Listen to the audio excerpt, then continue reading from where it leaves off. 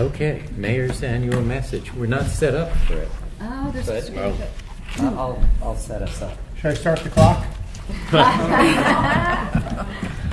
Yeah, so long as press the I think we should. I think we should impose. See how long it is. ourselves. No one Come should. on. It was a bad joke in the first place. Not on him. I'm just saying. Oh. On you later, maybe. Oh, that works. That's great. But you might need the microphone, right? Okay. Does it travel?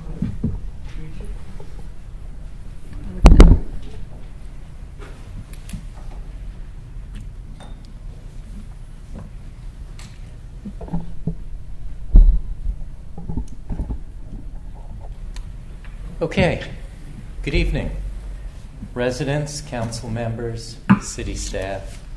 I'm pleased to have the opportunity to share my thoughts now 2 years into my time as mayor. In general, I'll be describing a city in very good shape, though facing serious infrastructure challenges. Before I do so, though, I have to attribute much of that very good shape to the constant and continuing efforts of our city staff. Our city council over the past 2 years has asked a great deal from staff, and staff have given the city a great deal in response. My thanks to them. My thanks as well to our still new interim city manager. Greg Usry is approaching his role with enthusiasm and intelligence. I can't begin to touch on all that your city council and city government are doing in what would be a reasonable amount of time, Richard. Please consider the following to be highlights, and forgive me if I leave out any additional topics that happen to leap to the fore in coming days. First, capital expenditures and infrastructure.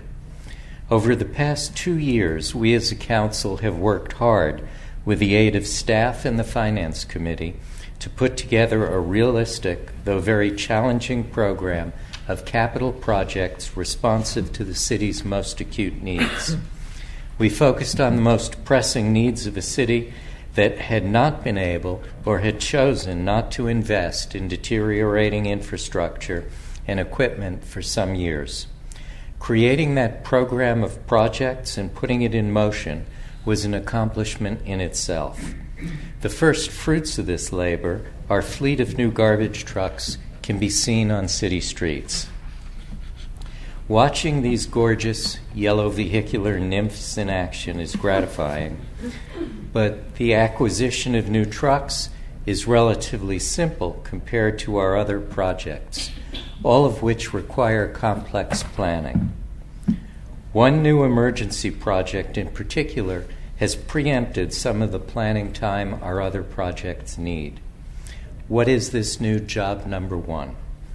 As those of you who follow our meetings know, our hugely popular Rye Recreation Day Camp suddenly found itself at a loss for facilities for some of its programs as a result of Rye's public school buildings closing for the next several summers to allow the renovations approved by voters last year.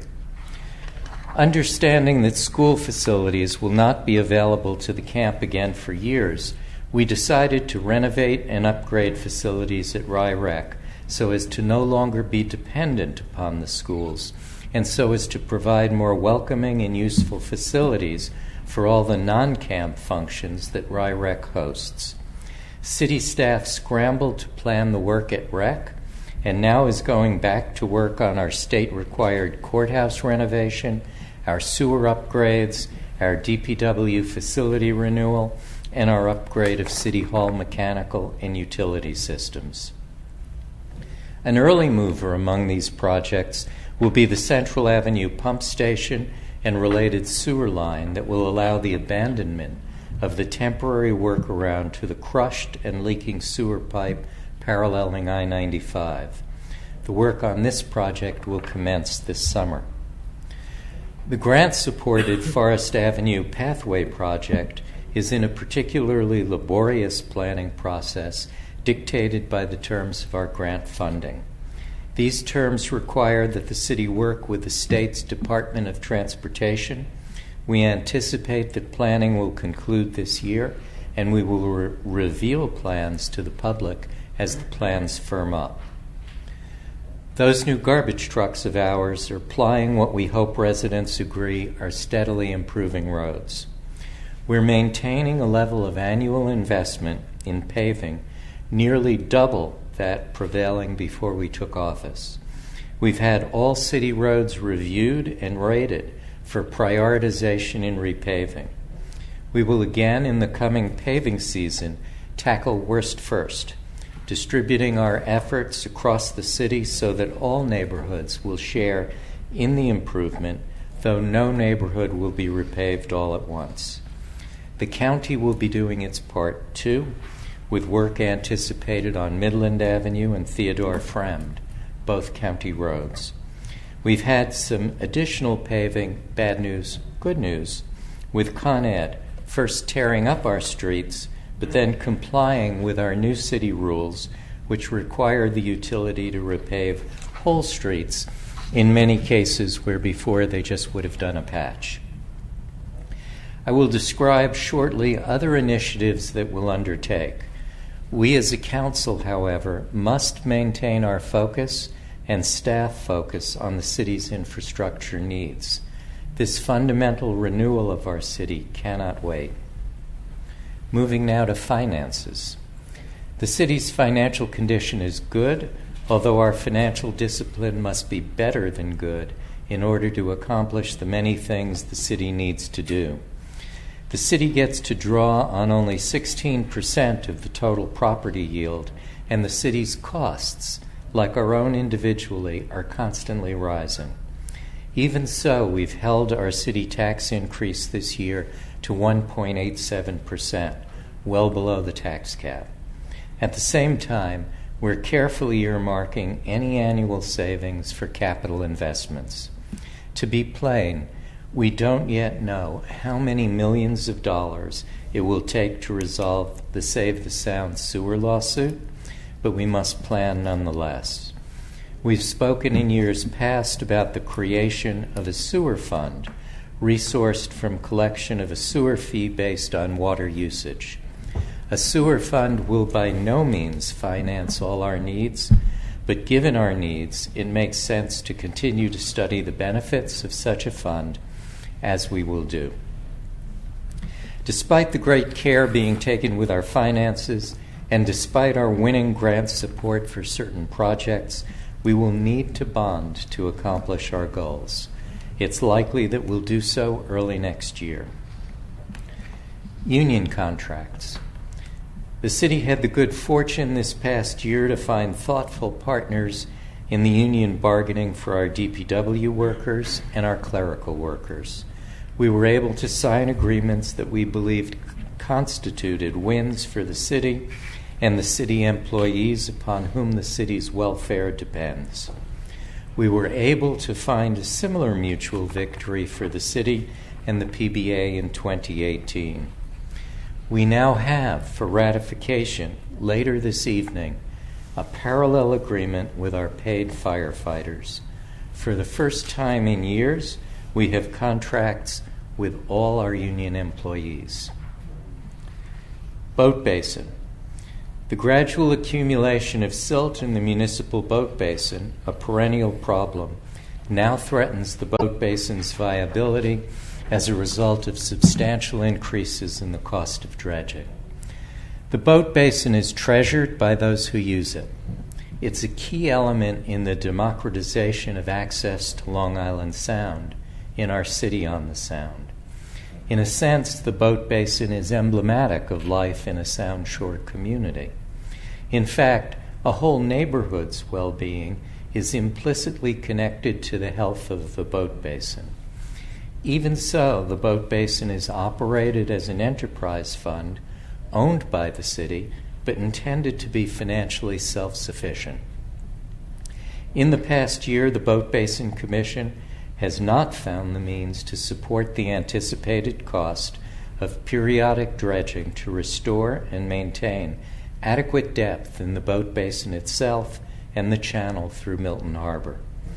Even as the Commission plans, however, The means of dredge spoil disposal and related cost remains unclear and in the hands of consultants and government agencies. In an effort to crystallize the problem, we've organized a special committee comprised of key city staff and members of the Boat Basin Commission, Planning Commission, and Finance Committee. This committee is charged with pinning down the facts and offering potential resolutions for the city's consideration. Now on to major real estate matters. In the past year, the Council gave the green light to the Rye Wise plan to lease what was most recently Mrs. Green's. In doing so, the Council is helping an important city not-for-profit expand its services to the community. The Council is also providing greater locational opportunities to group exercise class facilities elsewhere in Rye. We will soon continue our examination of the Osborne's request to reconfigure some of its property use. The Avon property has been purchased, and the owner group is approaching with its request to change permitted uses. We're cognizant of the fact that each of these discrete projects will have effects beyond their property boundaries. We're working carefully, as we trust is the Planning Commission, towards mutually beneficial reckonings of the private and public interests in these projects.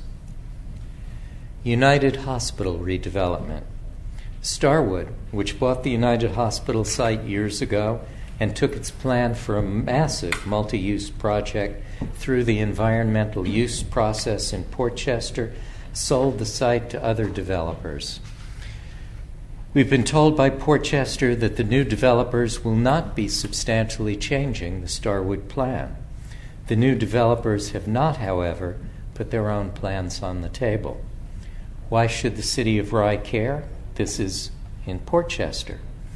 We care because the planned development on our border is sure to have an important effect on traffic on nearby streets, including those that traverse a Rye neighborhood that juts out against Rye Brook and Portchester immediately adjacent to the site. This neighborhood has been living with tremendous uncertainty for years. The Council has been in prolonged and continuing conversation with the neighborhood as to how best to respond to this uncertainty, and that conversation continues. Parking. Our city's parking problem can be divided into two principal parts. One part is railroad station parking, and the other is central business district parking. We approached renewed study of this venerable problem last year by first seeking improved enforcement of existing parking regulations.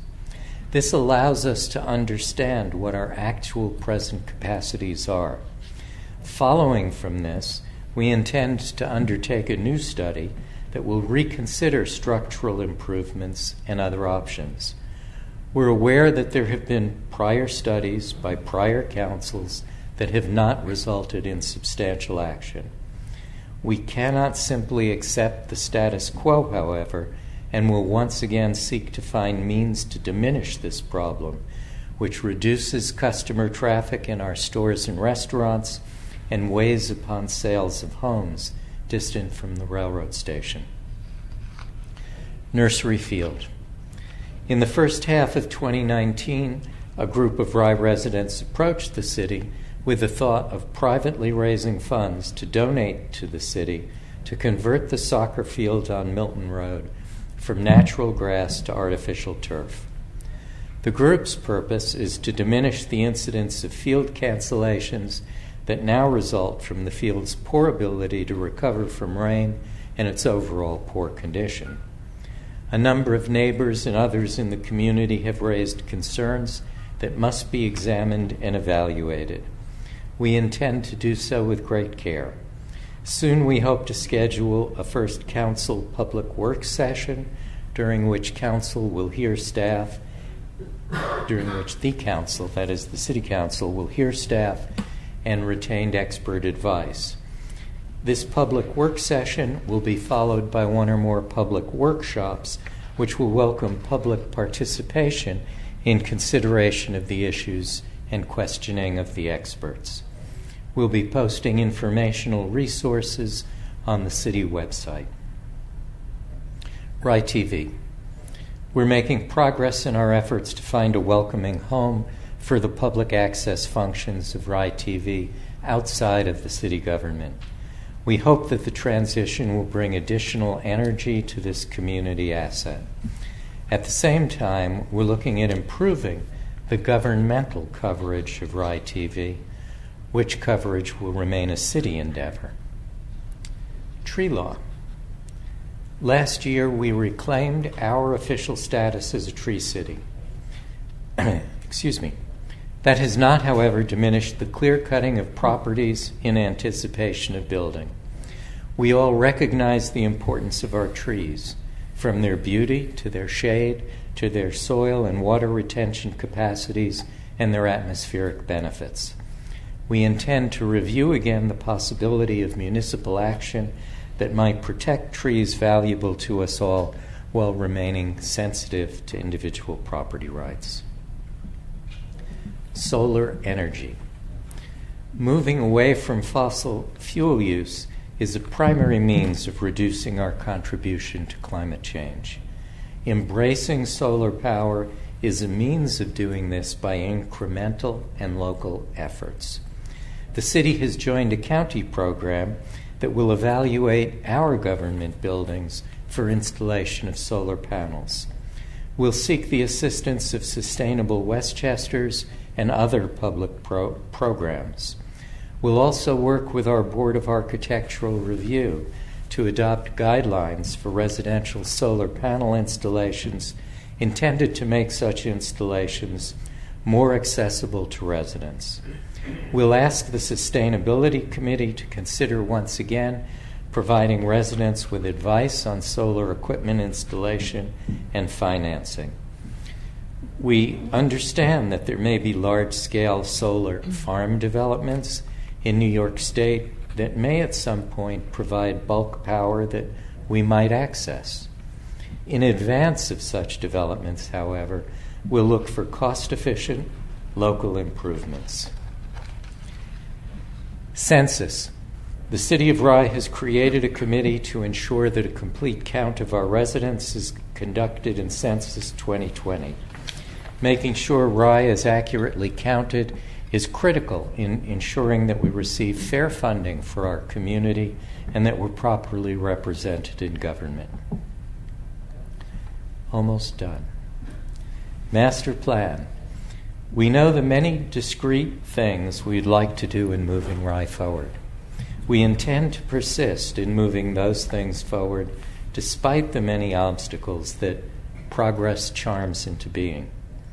That said, we also recognize the need to comprehensively plan long-term, managing the planning effort so that it doesn't impede our progress. Accordingly, we'll review and reignite the master plan process that began a few years ago.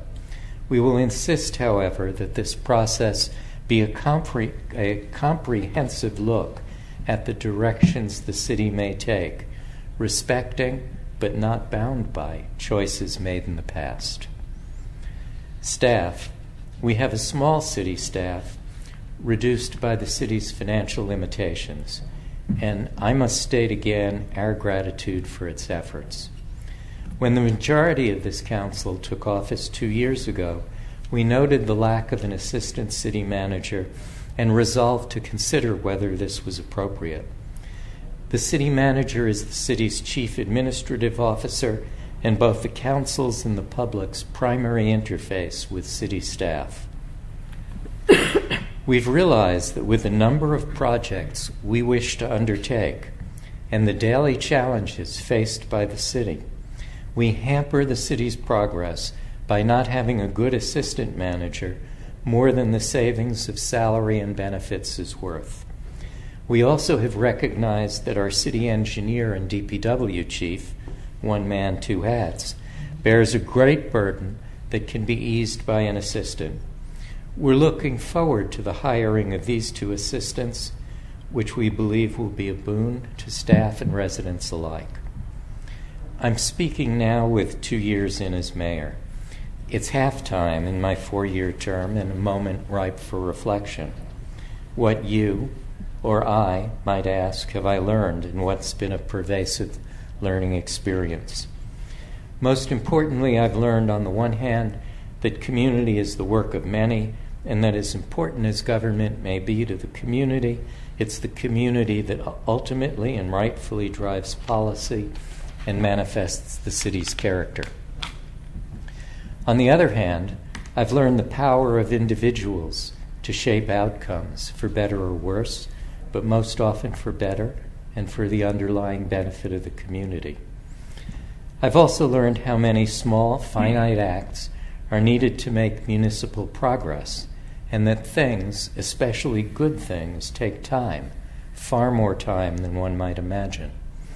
Municipal governments are subject to great distraction in the form of intervening crises and political moods. It's vital that this council persist energetically in the projects it has undertaken, or else progress will falter. We must recognize that though our ambitions may be unlimited, our capacities are finite.